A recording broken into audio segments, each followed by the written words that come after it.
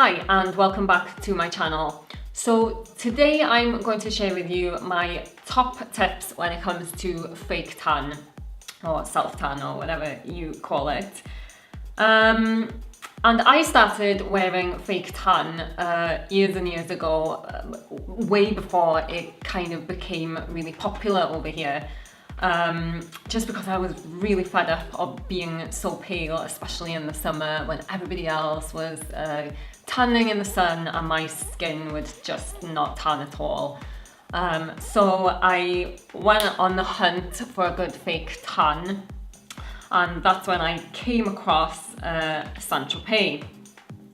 Now I've tried a lot of different brands over the years, and at different price points, but I keep coming back to Saint-Tropez.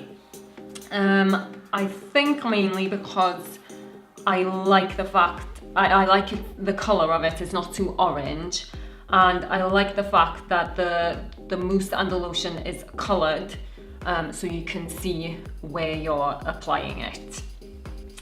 Now, I guess my first tip would be to not overdo it, unless of course you're a seasoned tanner and you like that sort of deep dark colour.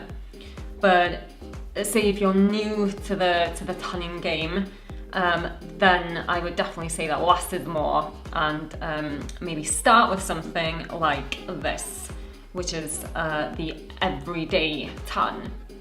Now a lot of brands do the everyday tan, so you can get one at whatever price point that you want. But I really like this one by Saint-Tropez. And the everyday tan, what that is you basically apply it every day until you get your desired effect.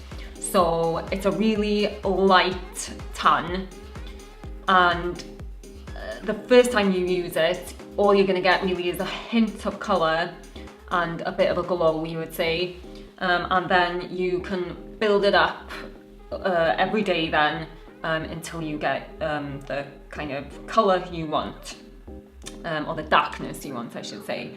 But if you're after a deeper colour, then you probably don't want to go for the everyday tans.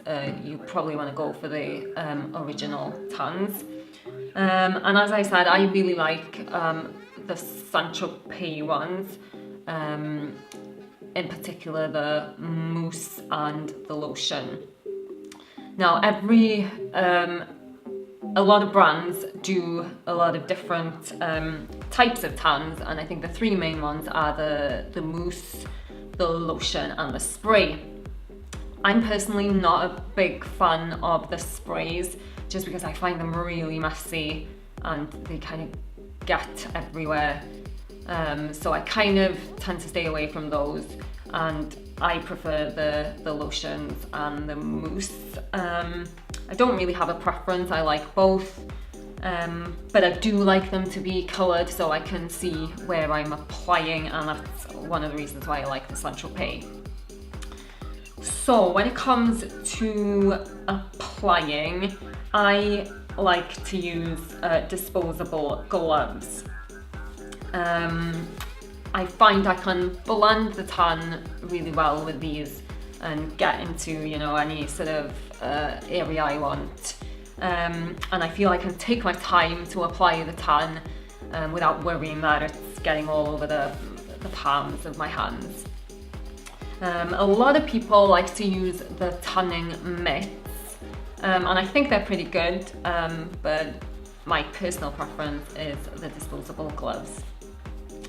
And then when I use these, I make sure that the glove is covering my wrist here, just because if your tan kind of collects around this area, it's a real telltale sign that you are wearing fake tan and that it's not a natural tan.